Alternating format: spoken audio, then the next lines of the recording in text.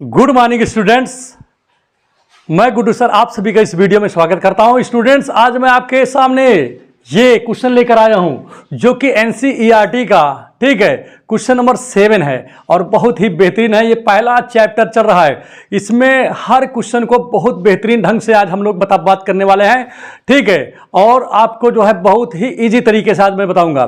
तो चलिए स्टार्ट करते हैं, देखते हैं कि इस प्रकार के क्वेश्चन को कैसे आप सॉल्व करोगे। तो यहां पर ध्यान दीजिएगा, आपका होगा क्या, यहां पर क्या होने वाला है। जैसे मैंने आपको बताया कि कभी भी सिक्के को फेंकते हैं तो या तो हेड आता है या तो टेल। किसको? एक सिक्के को, ठीक है। और अगर दो सिक्के को फेंक दो एक बार, या एक सिक्के को, देखिए दो सिक्के, देखिए एक सिक्के को एक बार फेंका गया तो हेड या तो टेल आ गया। लेकिन अगर आपने दो सिक्का लिया, एक बार फेंका और या एक सिक्के को दो बार फेंका, दोनों बात एक ही है। तो अगर आप इस तरह करोगे तो इसमें आप इसका निकाल दीजिए इसे ब्रांच, ठीक है। और जो यहां पर लिखा वही यहां लिख दीजिए, दोनों जगह इसमें भी आप लिख दीजिए, ठीक। अब अपने मन से देखिए, जैसे हेड था तो हेड लिखा, हेड है तो हेड लिखा, टेल है तो टेल लिखा, टेल है तो टेल लिखा। यहां पर हेड लगेगा, यहां पर टेल आएगा, यहां पर हेड आएगा, यहां पर टेल आएगा। तो अगर आप एक सिक्के को दो बार फेंकते हो, ठीक है, या दो सिक्के को एक बार फेंकते हो, यहां पर 2 coins are tossed once, okay, where E equal to tail appears on 1 coins, F equal to 1 coin shows head, ठीक है। तो अगर आपसे ये बोला जाए कि अगर एक सिक्के को, दो सिक्के को एक बार फेंका जाता है तो भैया आपका ये कंडीशन बनेगा, समझ में आ गया होगा। आप कभी फेंक लीजिए दो सिक्के को एक बार, तो दोनों सिक्का जब नीचे जमीन पे गिरेगा तो हो सकता है कि दोनों पर, ये पहला होता है ये दूसरा नंबर का होता है, हो सकता है पहले पे हेड आ जाए सिक्के पे, दूसरे सिक्के पे भी हेड आ जाए, हो सकता है पहले पे हेड आ जाए दूसरे पे टेल आ जाए, हो सकता है पहले पे टेल आ जाए दूसरे पे हेड आ जाए, हो सकता है पहले पे टेल आए दूसरे पे भी टेल आ जाए। तो ये कंडीशन 4 हो सकते हैं। तो यहां पर आपको मैंने बताया सिक्का उछालना हो या होता क्या है, सिक्का उछालना आपका एक्सपेरिमेंट होता है। और एक्सपेरिमेंट को अगर आप सेट में लिख दो, किस में लिख दो? सेट में, तो वो एक्सपेरिमेंट आपका सैंपल स्पेस बन जाता है। क्या बन जाता है? Sample space. तो यहां पर आप लिखोगे लेट, आप let S be the sample space. क्या लिखोगे आप भाई? सैंपल स्पेस, ठीक है। हिंदी में इसको बता दे रहा हूं, माना एस प्रतिदर्श समष्टि है, ठीक है। जो परीक्षण होते हैं उस परीक्षणों, माने एक्सपेरिमेंट का मतलब परीक्षण, अगर जो परीक्षण होते हैं उन परीक्षण को अगर समुच्चय के रूप में लिख दो तो वो जो बनेगा वो आपका प्रतिदर्श समष्टि होगा। क्लियर हो गया? इंग्लिश में इसे प्रतिदर्श समष्टि को सैंपल स्पेस भी बोलते हैं, ठीक है। तो आप यहां पर देखिए, जब आपने सिक्का को उछाल दिया, जब सिक्का आपका उछल गया तो क्या आया? जब दो सिक्के को एक बार उछाला तो हेड आ गया और आपका क्या आया? हेड टेल आ गया, टेल हेड आ गया और टेल टेल आ गया। बात समझ में आ गया होगा। अब टोटल इसमें कितने एलिमेंट हैं बच्चा? 1 2 3 4। तो आप इक्वल टू 4 लिख दोगे। क्या लिखोगे? 4 लिखोगे। एंड अब जो आगे कह रहा है उसको करिए। जैसे लिखा है ई लिखा है तो आप लिखिए E equal to event of getting, और F इक्वल टू भी आप यही लिखोगे, इवेंट ऑफ गेटिंग। और जो कहे यहां पर उसको लिख दो। अब जैसे ई में क्या लिखा है? टेल अपीयर्स, तो लिख दीजिए यहां पर tail appears on one coin, ठीक। इसमें क्या, एफ में क्या लिखा है? गेटिंग 1 क्वाइन शोज हेड है, ठीक है। तो इवेंट ऑफ गेटिंग 1 हेड, ठीक है, ऑन 1 क्वाइन, ऐसे लिख दीजिए। टेल अपीयर्स, क्या लिखा आपने? Tail appears on 1 coin. और यहां पर क्या लिखेंगे? हेड।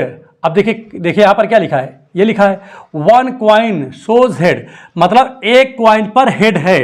तो यहां पर क्या लिखेंगे? गेटिंग 1 हेड ऑन, कहां? क्वाइन पर। तो चलिए ठीक है, कोई बात नहीं है, स्टार्ट करते हैं, देखते हैं किस प्रकार से लगेगा। तो भैया ई बराबर क्या लिखेंगे हम? क्या लिखा ई में? Event of getting tail appears on 1 coin, एक कॉइन पर कम से मतलब दोनों कॉइनों में से किसी एक कॉइन पर क्या आना चाहिए, टेल आना चाहिए।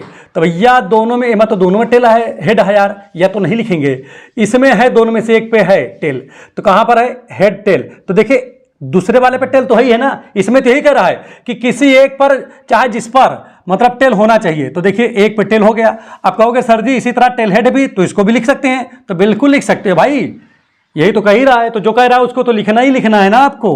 तो यहां पर क्या आ जाएगा, तो आप लिखोगे एनी, एन ई, तो इसमें कितने 1 2, तो यहां लिखोगे आप 2, और इसकी प्रोबेबिलिटी चलो निकाला जाए, क्या निकालोगे, प्रोबेबिलिटी पीई। तो पीई इक्वल टू फार्मूला क्या होगा, एनई अपॉन एनएस होता है, ठीक है। एनई की वैल्यू क्या है, 2 है, तो आप यहां लिखोगे 2, और एनएस की जगह पे यहां पर क्या लिखा है भाई, एनएस की जगह पे, एनएस की जगह पे 4 है, तो आपने लिख दिया 4, ठीक।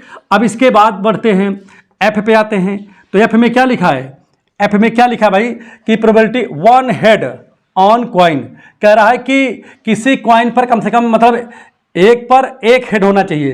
तो भैया मतलब 1 हेड होना चाहिए, तो 1 हेड कहाँ कहाँ है भैया, मतलब 2 हेड है, एक तो नहीं लेंगे, 1 हेड इसमें है, तो इसको ले लिया 1 हेड है। कहोगे सर जी हम तो 1 हेड है, तो भैया हम कहाँ मना कर रहे हैं कि इसको ना लीजिए, देखिए आपने इसको भी ले लिया, यहाँ पर था ही नहीं, ठीक है। तो अब यहाँ पर टोटल क्या हो गया, एनएफ कितना हो जाएगा बताओ जल्दी से फटाफट, 1 2, तो यहाँ पर आपने लिख दिया 2, और उसके बाद में जब इसकी प्रोबेबिलिटी निकालेंगे, क्या निकालेंगे, प्रोबेबिलिटी एफ का, तो यहाँ पर क्या आ जाएगा, एनएफ अपॉन एनएस, हो गया नहीं हो गया, और एनएफ की वैल्यू यहां पर 2 लिखा है, और एनएस की जगह पे यहां पर 4 लिखा है, तो देखिए एफ की प्रोबेबिलिटी निकल आई। अब यहां पर बात करते हैं किसकी, 9, यहां पर लिखेंगे 9, ठीक है। और यहां पर ध्यान दीजिएगा, अब ई इंटरसेक्शन एफ निकालेंगे, तो भैया मेरे तो दोनों वही चीज है, तो यहां पर भी वही चीज लिख देंगे, कोई बात नहीं है भाई, इतना आसान है तो लिखना तो पड़ेगा ही आपको यही। अभी कठिन होता तो चलिए बात अलग की थी, लेकिन यहाँ पर तो कुछ कठिन है ही नहीं है, सब आसान ही आसान है, खिलवाड़ ही खिलवाड़ है। तो 1 2, तो यहाँ पर आपने लिख दिया 2, और इसके बाद देखिए यहाँ पर चलिए इसकी प्रोबेबिलिटी निकालते हैं। तो जब प्रोबेबिलिटी निकालोगे तो ई इंटरसेक्शन एफ लिखोगे, और आप फार्मूला बनाओगे फटाफट, क्या बनाओगे, E intersection F upon N S, और आप इसको तुरंत मिटा दीजिए। तो मिटा दिया भैया, मिटा तो दिया। अब यहां पर ध्यान दीजिएगा, इसकी वैल्यू क्या लिखा है, 2 लिखा है, तो आप यहां लिखोगे 2, और ये तो 4 है ही है। अब यहां पर क्या पूछ रहा था, यहां पर पूछ रहा था किसकी value, P E upon F, इसकी वैल्यू पूछ रहा है। तो फार्मूला तो आपको पहले पढ़ा चुका हूं, हमने कहा है ये कंडीशनल प्रोबेबिलिटी है, कंडीशनल। तो आप क्या करोगे, जैसे ई अपॉन एफ लिखा रहे, तो आप क्या करोगे, आप तुरंत इसको इंटरसेक्शन में कन्वर्ट करोगे, पहले किसमें, इंटरसेक्शन में, हो गया। और बटे में जो है उसको बटे वाला बटे में लिख दो, ठीक है, ये पी एफ।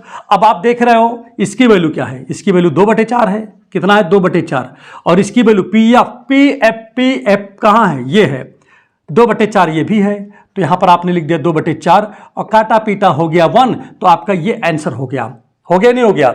अब इसके बाद में ये आपका होमवर्क है, ये सेकेंड वाला क्वेश्चन आपका होमवर्क है, आप इसको लगा करके तुरंत इसका आंसर जो है इनबॉक्स में भेजिए। मैं अगर सही होगा तो मैं यहां से आपको बताऊंगा, अगर नहीं आएगा तो मैं इसको लगा के भी दिखाऊंगा।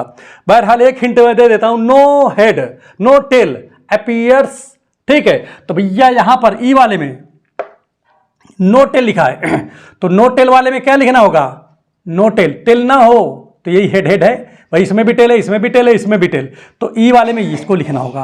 अब कह रहा है नो हेड एफ वाले में, तो हेड नहीं होना चाहिए एफ वाले में, तो आपको टेल वाले लिखना पड़ेगा, टी, इसमें टी लिखना पड़ेगा। बात समझे कि नहीं समझे। और फिर कहेंगे ई इंटरसेक्शन एफ, तो इंटरसेक्शन में कोई चीज मिलेगा नहीं, तो ये खाली रहेगा, खाली का मतलब बोलिए इम्पटी, जीरो। बात समझ में नहीं है क्या भाई, जीरो हो जाएगा वहां पर, तब आप लगा लीजिएगा, ठीक।